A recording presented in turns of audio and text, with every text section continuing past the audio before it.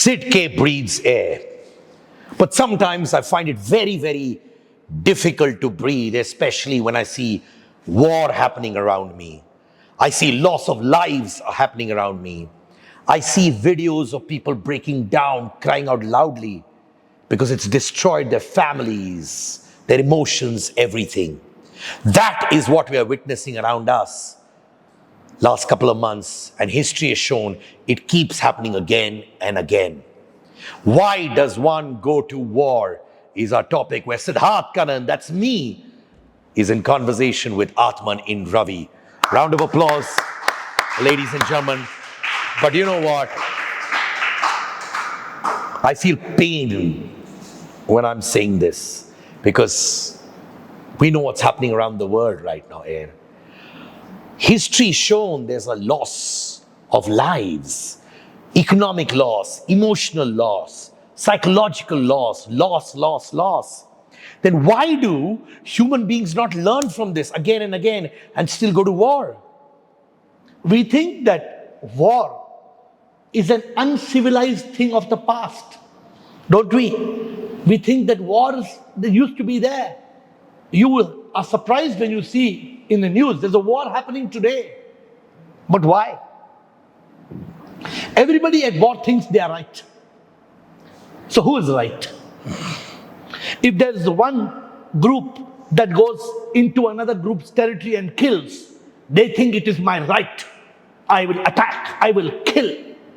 And the other group who is killed, they think you came and attacked, I will destroy you, I will kill you. Who is right? Who is wrong? This is not the question at all. Everybody at war is wrong. Everybody at war is wrong. Because war has no positive benefits. What is the cause of war? The cause of war is the ego. The ego that says I. The ego that divides you and me as two different beings. The ego that is caused out of ignorance. As long as we are ignorant, as long as we don't realize the truth, war will continue. There will be more war. Because we human beings, we live with greed. We want more. We want name. We want power. We want money. We want control. Why? Why is it that we go to war? We go to war because of ignorance. We go to war because the ego is born out of ignorance. What is yours?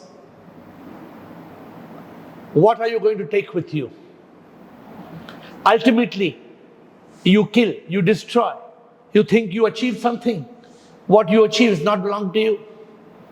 What you achieve will never belong to you. But this ignorance that causes the ego takes us to war. Nobody likes war. Nobody likes killing. In fact, some people are killing in the name of God, in the name of religion. It's ignorance. No religion in the world actually encourages killing. It is a misinterpretation. So therefore, Sid, this war can only end. There can be world peace if people realize one simple truth, that you and me may appear to be two separate bodies, but in reality we are one soul. Your soul, your spark of unique life, S-O-U-L, my soul, appears to be your soul and my soul, but in reality we come from one power, one SIP, one supreme immortal power. This realization that we are all one will end war. This is the only solution for world peace. World peace is possible. I'm going to ask you a question. One group is killing another group, yes or no? Yes. You see it all the time? Yes. Have you ever found your right leg kicking your left leg? Does your right leg kick your left leg? Never. Does your right hand hit your left hand? Never. Or your right eye is jealous of your left eye? Never. Why not? Because you feel that this is a part of me. Exactly. You feel this and this are not two. This is one. This is me. This and this is one. This and this is one. But when we are going to war, we think, I will kill you. The ego creates you and me. The ego creates the difference.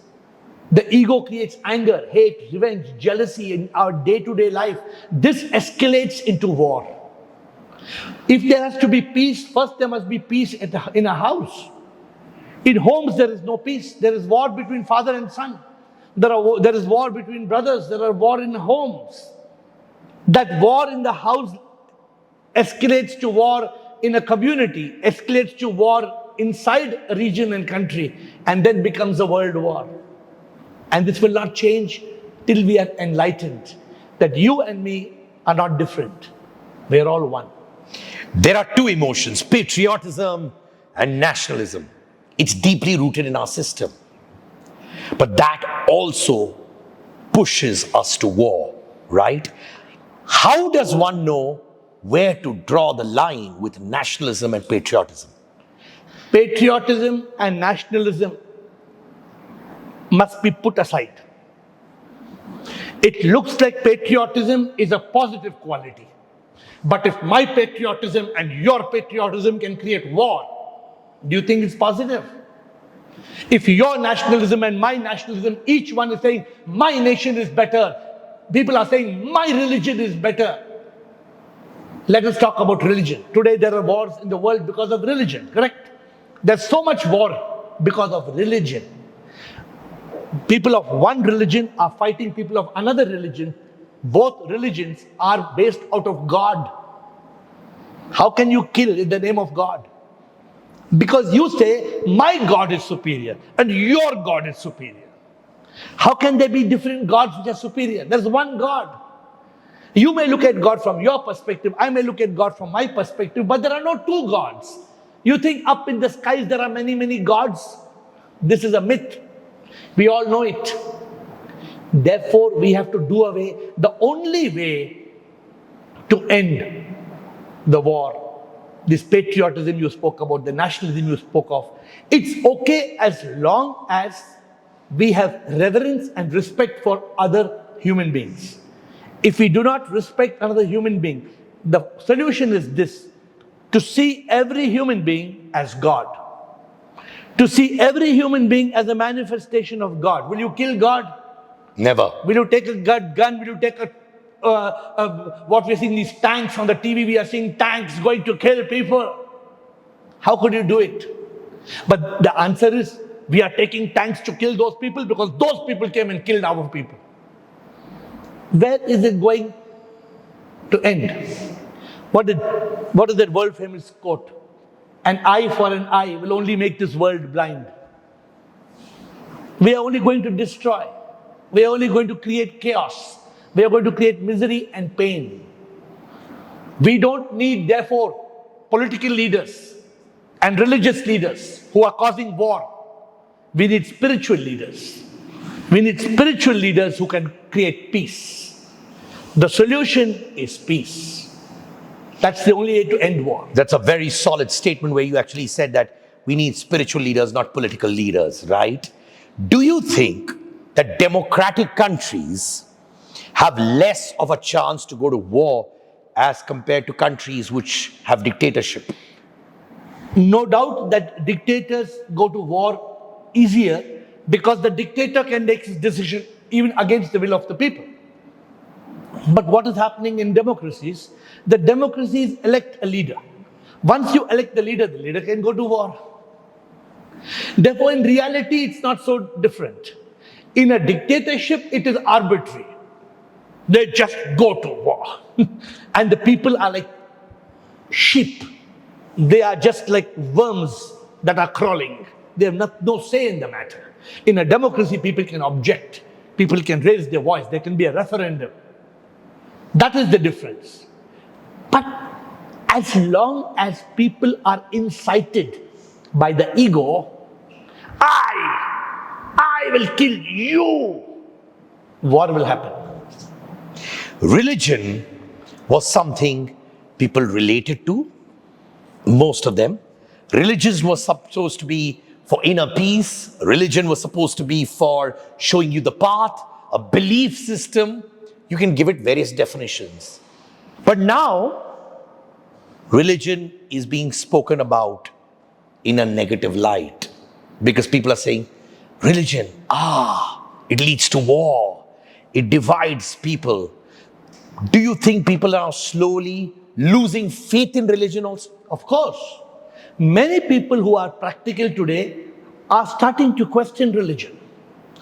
In the past, it was blasphemous to question religion. You could not question. But today, because of the social media, people are questioning religion. It was earlier very difficult because if you raised your voice to question religion, your neck would be chopped. Now you can raise your voice and your neck will not be chopped off because you are going to be heard by people. And then the religions are becoming aware about this, that there's a public opinion. All religions are good. All religions teach us to pray to God. They teach us to have a personal God. Just like all kindergartens are good. They teach us A, B, C, D in English or French or Arabic or any language. It's an education. But don't we grow beyond kindergarten? We go beyond kindergarten and we go to college and university. But in religion, we remain in religion for all our life. We think this is my God and that is your God. And then we fight each other in the name of God. We need to evolve from the kindergarten of religion to the university of spirituality. This is important. Sid, there was a story. There's a story of a 6-inch mud elephant fighting with a 12-inch mud horse. The 12-inch mud horse tells the 6-inch mud elephant, "Hey, you elephant, I'm bigger than you. Shut up, you." The elephant turns around and tells the mud horse, "You're just a horse. I can trample you. I'm an elephant." These two were having a war. And then you know what happened? What? In the poetry I say, कहानी दो पुतलों की एक हाथी एक घोड़ा, कहानी दो पुतलों की एक हाथी एक घोड़ा, मिट्टी के दोनों बने पर लड़ाई कौन बड़ा, हाथी कहे मैं बड़ा, घोड़ा कहे मैं बड़ा, हाथी कहे मैं बड़ा, घोड़ा कहे मैं बड़ा, पानी में डाला मिट्टी है दोनों फर्क नहीं थोड़ा. The potter came, the potter took the elephant, the potter took the horse and put them in the water and both became mud. They were both made of clay. We all will die. Why don't we realize that this war is only premature death? Why can't we find out the purpose of our existence? Why don't we realize इंसान में ही भगवान है, भगवान में ही आसमान में है, कण कण में प्रभु की शक्ति ही है, हर जीव में भगवान है. If only we realize कि इंसान ही भगवान है, where will there be war? Man is a manifestation of God. Man appears to be man, but man is God. But because of religion, mostly, it can also because of patriotism and nationalism, that we want to fight, we want power. Who wants power? The ego. What is the ego? It is an illusion, it is ignorance, avidya. This is the problem. I'm sure everyone's disturbed with what's happening around of late as well. I have so many people in the audience. I know they must be fighting inner conflicts as well. Even though we are not involved with the war, we psychologically and emotionally get affected seeing other people going through what they do, right? Absolutely. Absolutely. Any questions? I have a question. As you rightly said, it is all because of ignorance. That means it is only the intelligence. If it is not properly taken care of, this chaos and war will always remain. The question is, everybody is born with its own, what you call DNA of intelligence. Nobody is intellectually equal. So, unless that one element, as we say in Advaita, that Advaita can only remove war, because that intellect has to click. But as long as duality is perceived, war is a natural thing, whether it is animal or human being. And we hear stories in Puranas where gods also are fighting. So intelligence is the main cause according to me.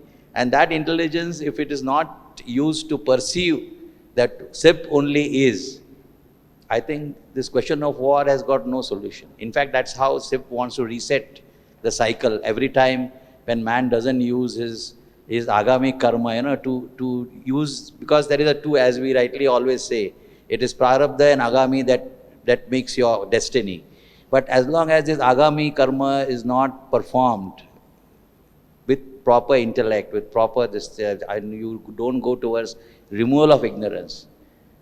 The question is, as long as because human being is the only species which is having intellect on this planet. Now, if that intellect is not addressed by whoever is the leader, preacher or guru, and you don't bring people to this realization, ki everything is one, as we rightly said, that ignorance, if it doesn't go, I think the solution to war was never there and will never come. So, very interesting point he said. He said that unless man realizes that he is an intelligent being, war will continue. And he mentioned about man being different from an animal. Let us take this. Does a tiger feel bad eating a deer? A tiger doesn't feel bad. Every day in our home, you will find a lizard. It's catching worms, flies, and eating. We human beings have some compassion and we feel some reverence for life. Many of us. We somehow respect life or killing, war, bloodshed, because a human being has got a fully developed intellect. Other species don't have, animals don't have it. Therefore, animals will always keep killing each other. You look at the animal world, you look at the jungle, that's why they call it the law of the jungle. Might is right. The law of the jungle is, if I'm mightier than you, I can kill you. But in civilized societies, that's not true. In a civilized society, a human being has to respect another human being's life. But when man becomes an animal, he becomes inhuman. He loses compassion. He loses the ability to use his intelligence, his intellect, his buddhi, his vivek to decide. And therefore, the word came Advaita. You may call it the only way to world peace. Some people call it brotherhood. What is brotherhood? It's there in several scriptures. It's there in the Bible. It's there probably in several scriptures that we must treat each other with respect. But why? Because each one of us has a temple of God inside us. Your heart that is beating because there is a God element that is creating that energy. There is no battery, there is no UPS, there is no cord. It is the power of God, the SIP, the supreme immortal power inside you. As long as man doesn't realize that God is in every human being, he can take a gun and kill. Therefore, this intelligence, this compassion, this realization must come. There is economic interest, territorial expansion, resource scarcity, which is leading to war. How do political leaders, knowing the repercussions, come to a point amongst each other and say no war? They can't. They can't. As long as they are political leaders, they can't. Unless the political leaders develop a spiritual paradigm. What is spirituality? Spirituality is the science of the spirit. As long as you are an army general, as long as you are a political leader, you will try to please the masses. You will incite them. You will raise their patriotism. You are talking about war. We have a war in a stadium. When there are two countries having a match, You can see the warring in their emotions. Don't you see it? It starts there. We have to eliminate hate. We have to keep hate out of the gate. As long as you don't keep hate out of the gate, it will be too late.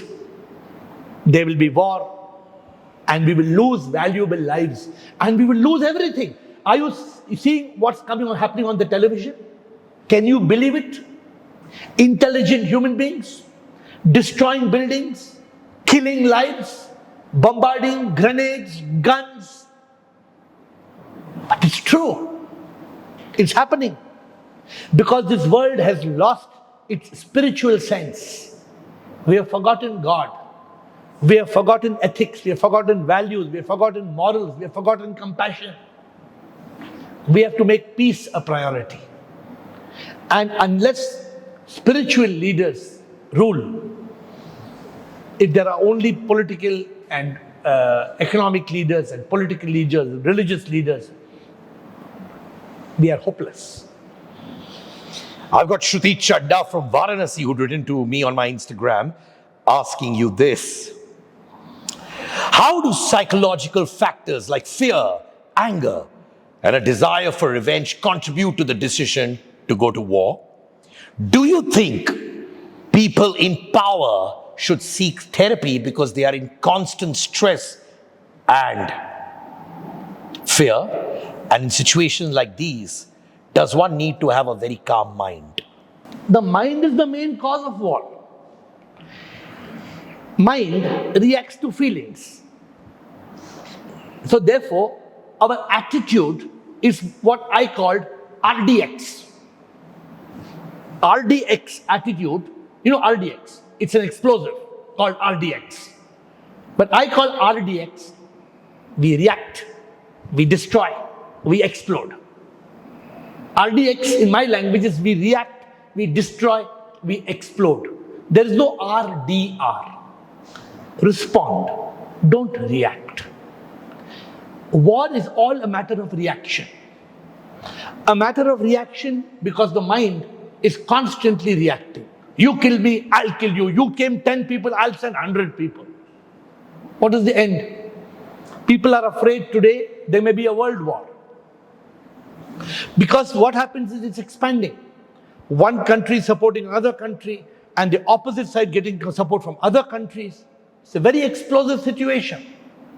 And unless there is sense, unless there is calm, unless there is intelligence, this situation can just go out of hand. Because both the warring factions think, I am right. The ego says, I am right. The other ego says, I am right. Who is here to justify who's right? I'm going to ask you specifically the Israel situation that we see. How can one end that? There has to be a commitment of world leaders for peace. There has to be a commitment from world leaders to find a way. For example, you can put sanctions and force people to stop war. War is not a solution to stop war. You have to find, and this can only happen when intelligent leaders get together and there is a world judiciary, a judiciary amongst world leaders who make decisions. In a civilized society like today, there should be no compromise to any kind of attacks. No means no. Every human being has a right to live. And therefore, it is our duty to respect that right to live.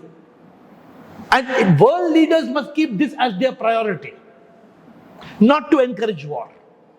It is very easy to encourage war. You bring 10 airplanes, I'll bring 100 airplanes. You bring 10 ships, I'll bring 100. Where is it going to end? You're talking, what about the Ukraine-Russia war? We thought it will be over in weeks. It's never ending. It's creating loss to beyond proportions. When are we going to wake up? When are we going to do something productive? We are so busy in doing things that are destructive. When will leaders understand that we need to be productive, not destructive?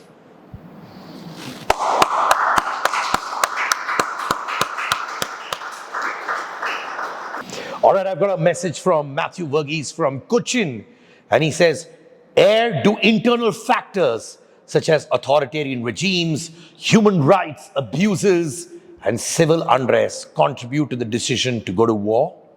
Yes. All these factors are inciting the ego. Finally, the cause of the war is I and you. As long as there's I and there is you, there will be war. If there is no I and you, if it is we, then there is no war. If I am ready to say that I want your happiness, then there will be no war. If all the time my looking at you saying, I want my happiness, I don't care about your unhappiness. And the only way to stop these factors we spoke about, these factors are caused because of ignorance, because of the realization that we are not these bodies that we wear. This body will die, but we are the soul that wears the body. That's why in the Indian scriptures, the Sanatana Dharma, they talk about this whole world being one family.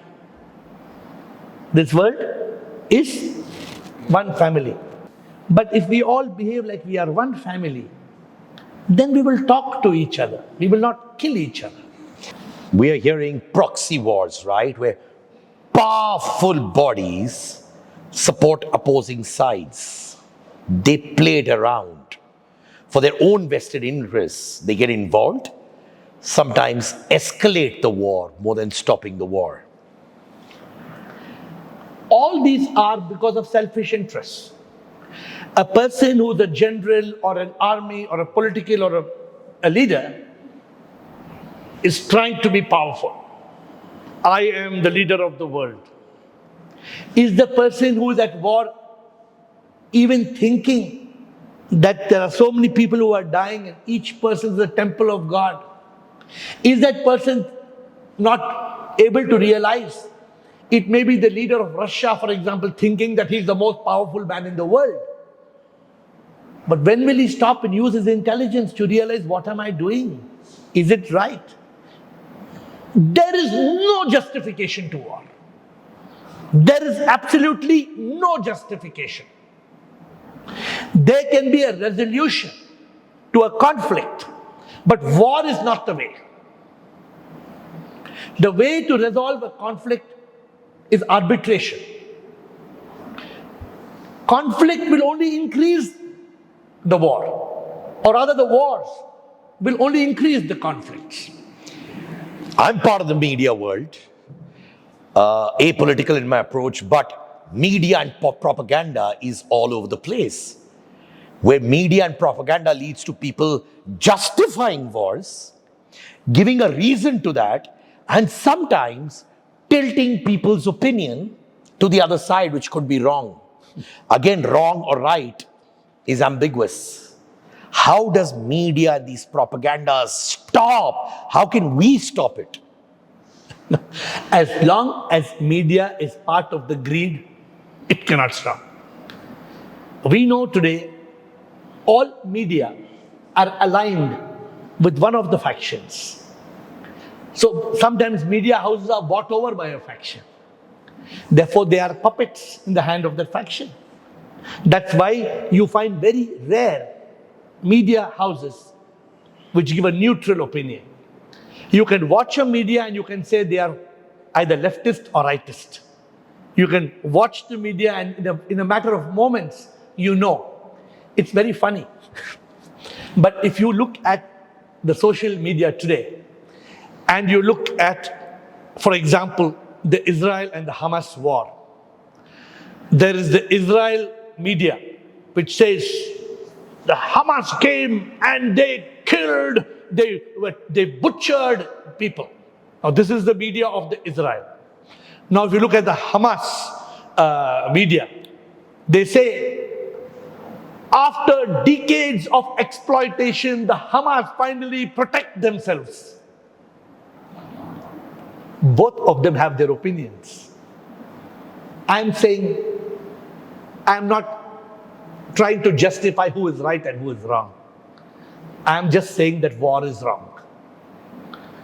And we need peace. And I hope each one of you find a lot of peace while watching our show as well. Like AiR says, no war. The only solution to not having a war is peace. Thank you so much for being a part of Sid K Breathes AiR, Siddharth Kannan, in conversation with AiR. Remember everyone, it's your topics, your voice. We're just answering your questions. So remember, please write to me on my Instagram handle here. You can write to AiR, follow him on his Instagram and YouTube channel. You've got the handles there. Subscribe there, follow him as well. Our endeavor is to join hands and bring positivity in this world and address everything that is making you think and solving your problems, your dilemmas, and hopefully showing you the right path. Sid K Breathes AiR. See you next time. Bye.